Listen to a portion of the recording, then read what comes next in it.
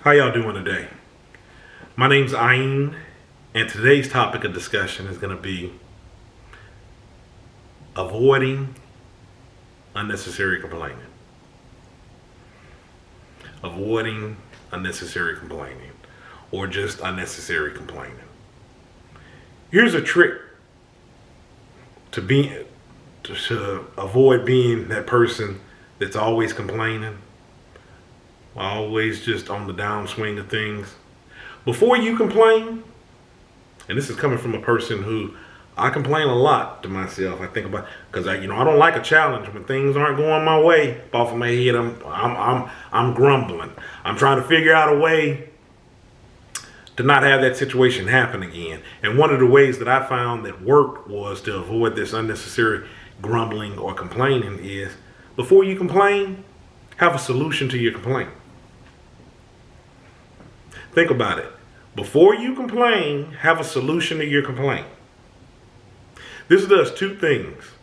One, it puts the work on you so you can think about how to work this out. Because complaining, you have some people that just complain. They don't have any sort of solution. They just want to talk and complain about whatever it is that they're going on. They don't even have an idea on how to fix the problem. And that gets old, and it gets old real quick.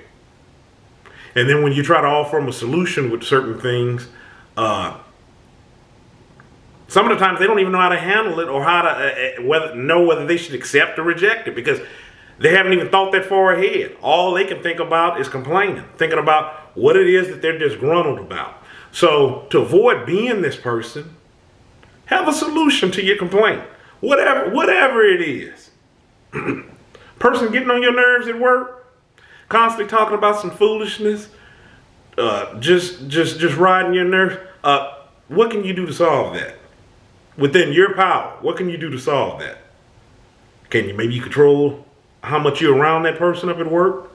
Maybe you have a little less input. I notice that when people, the people that do complain, if you're not in there with them, excuse me, adding to the flavor of their complaint and helping, fuel it on, they'll eventually find somebody else to complain to feed into that. And most importantly, you don't want to be that person. And that is something that I've noticed. People who just all the time complain, you can give them 101 solutions. None of them are good enough. If not anything, one of the things they'll do is they'll come up with a reason behind why they can't do whatever it is that you're suggesting they do to alleviate the complaining. And like I said, the reason is because they haven't thought that far ahead. They haven't even digested on what would make them happy. So to stop complaining, think about a solution to your complaint. It works in anything. Think about it. You're tired of the same old? What can you do to control that? What can you do to stop that?